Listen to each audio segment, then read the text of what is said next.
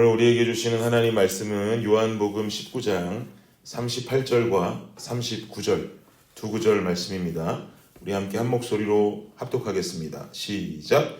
아리마대 사람 요셉은 예수의 제자이나 유대인이 두려워 그것을 숨기더니 이 일 후에 빌라도에게 예수의 시체를 가져가기를 구하매 빌라도가 허락하는지라 이에 가서 예수의 시체를 가져가니라.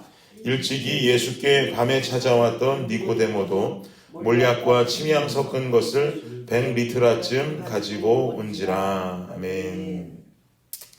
네, 오늘 본문을 보면 아주 중요한 인물 두 사람이 등장하고 있습니다. 한 사람은 아리마대 사람 요셉이라는 사람이고 또 다른 한 사람은 니고데모라고 하는 사람입니다. 그런데 이 두 사람에게는 크게 두 가지 공통점이 좀 오늘 본문을 통해 보여지는데요. 우선 첫 번째는 어떤 공통점이냐? 이 두 사람 모두 다 산헤드린 공회의 공회원들이라는 사실입니다.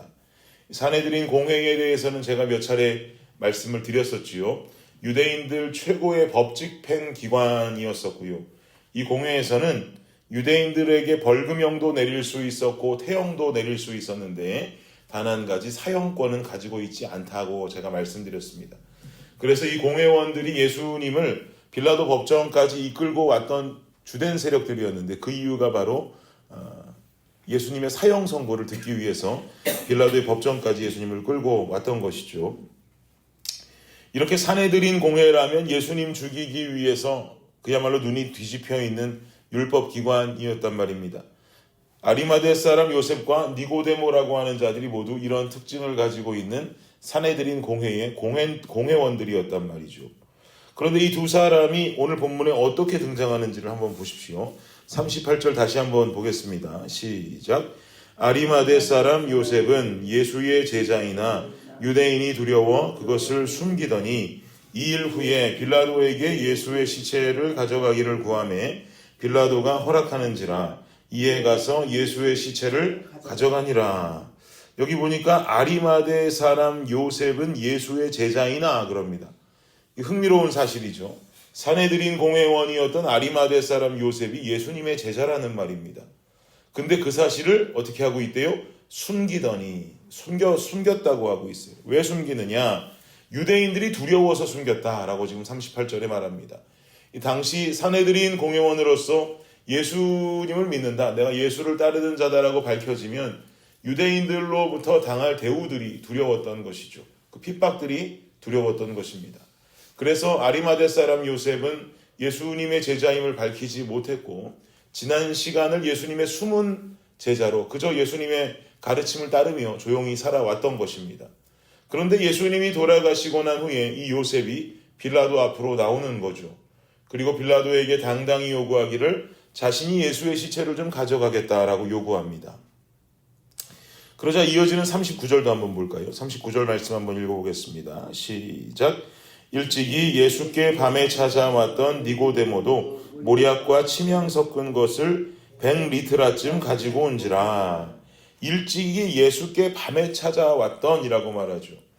니고데모는 요한복음에서 총 3차례 자신의 모습을 나타내게 되는데요.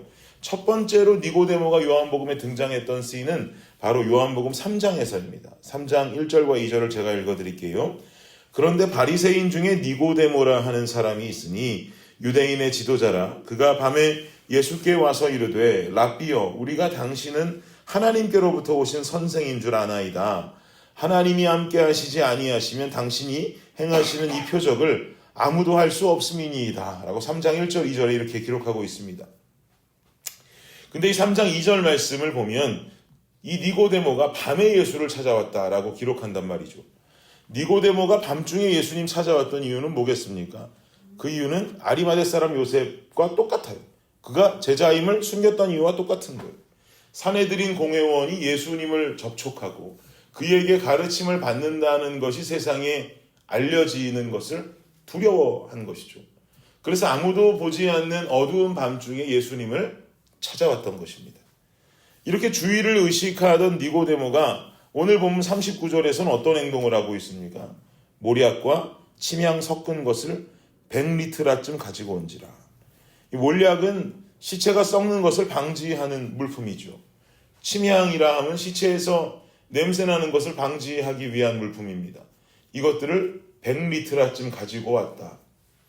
100리트라는 오늘날의 단위로 환산한다면 약 34kg 정도 되는 양입니다.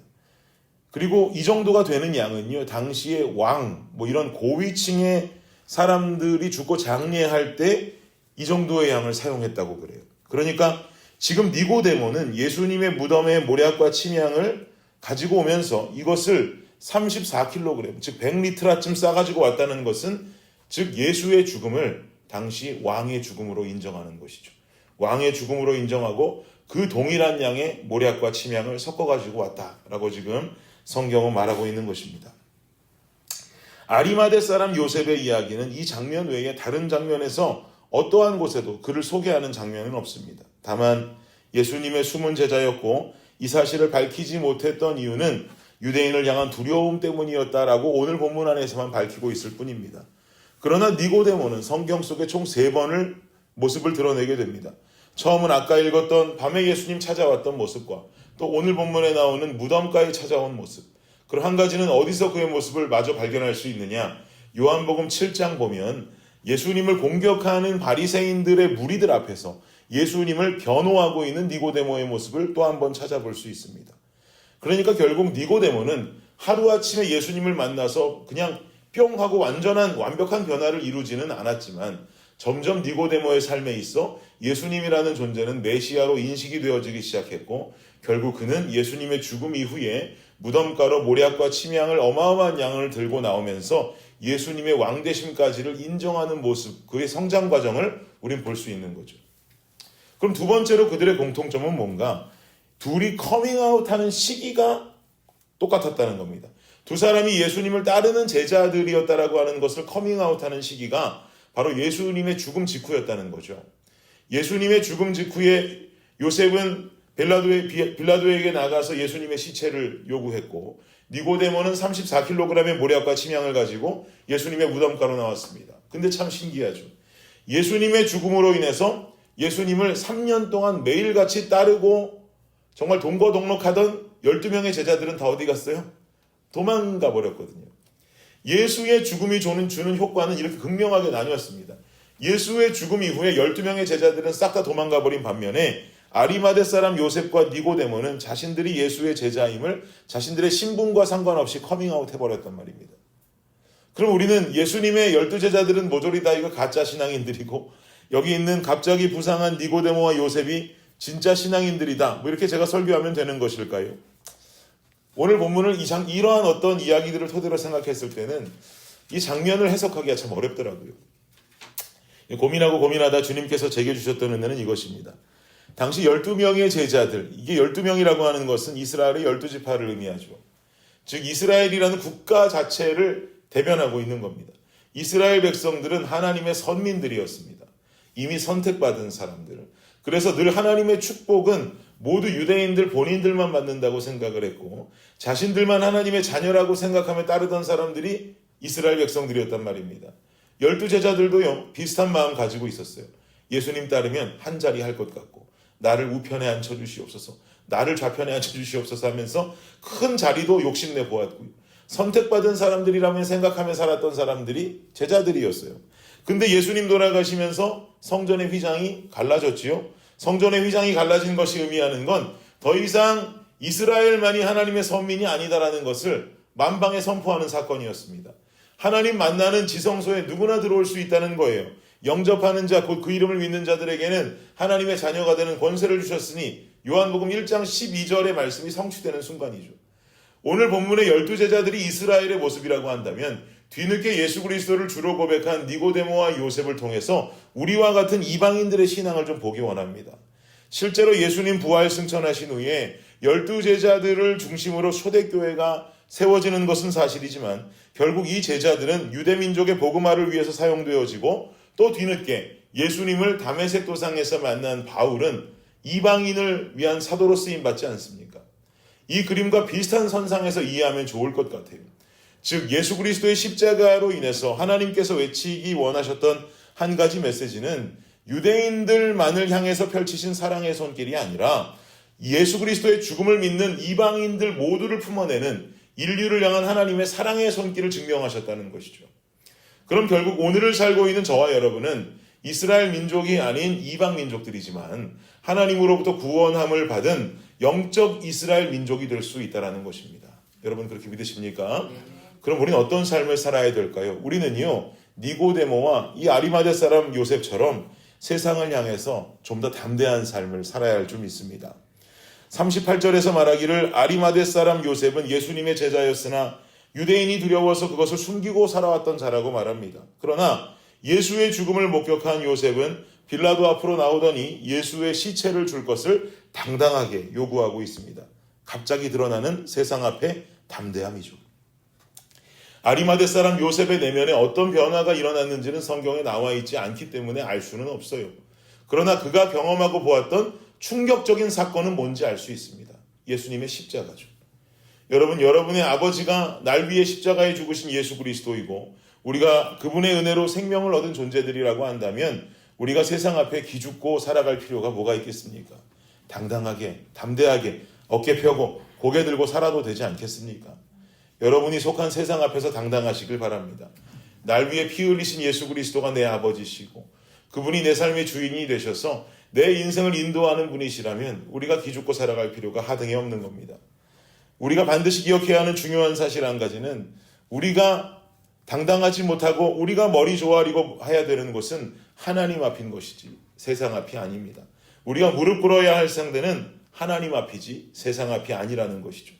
나를 구원하신 하나님 앞에서 그분의 임재 앞에서 우리는 무릎을 꿇고 그분 앞에 손을 들고 때로는 눈물을 흘리고 흘리는 연약함들 이런 순종함들을 보이는 것뿐이지 하나님께서 이미 이기신 그 세상이라는 존재 앞에 우리가 그 앞에서 패배하고 넘어지고 세상의 흐름 따라 당당하지 못하게 살아갈 이유가 없다는 말씀을 드리는 것입니다.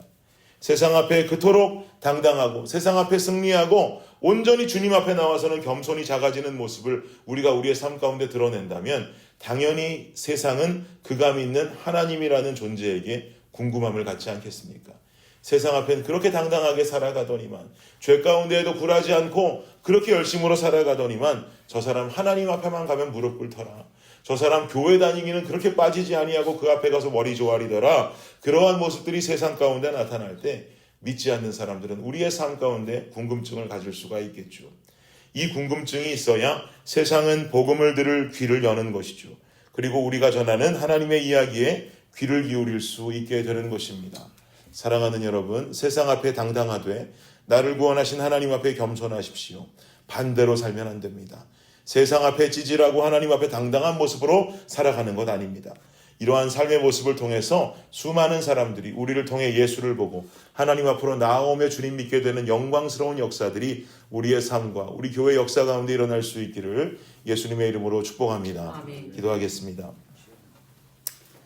주님, 우리가 세상 가운데 우리에게 주어지는 유혹과 세상이 주는 가르침 앞에 우린 당당히 맞설 수 있기를 원합니다. 그러나 주님 앞으로 나와서는 주님 앞에서만큼은 겸손하고 주님 앞에서만큼 무릎 꿇고 나의 인생의 주인 되신 아버지 앞에 기도하며 예배하며 머리 조아리며 무릎으로 나아가는 겸손한 신앙인들의 삶이 되게 하여 주시옵소서. 그리하여서 세상이 우리의 모습을 볼 때 도무지 이해가 되지 않는다 할지라도 세상 앞에 당당한 자들이 주님 앞에 머리 조아리는 모습 보며 아버지 하나님, 모든 세상이 우리를 보고 예수를 궁금해하며 예수 믿게 되어지는 은혜의 역사가 그들의 삶 가운데도 일어날 수 있기를 축복하며 기도합니다. 아버지 하나님, 우리를 그렇게 사용하여 주시고 우리 교회를 그런 교회로 사용하여 주시옵소서. 감사합니다. 이 모든 말씀 예수님의 이름으로 기도드립니다. 아멘. 하늘에 계신 우리 아버지여, 이름이 거룩히 여김을 받으시오며 나라 임하옵시며 뜻이 하늘에서 이루어진 것 같이 땅에서도 이루어지이다. 오늘날 우리에게 일용할 양식을 주옵시고 우리가 우리에게 죄진 자를 사하여 준 것 같이 우리 죄를 사하여 주옵시고 우리를 시험에 들게 하지 마옵시며 다만 악에서 구하옵소서. 대개의 나라와 권세와 영광이 아버지께 영원히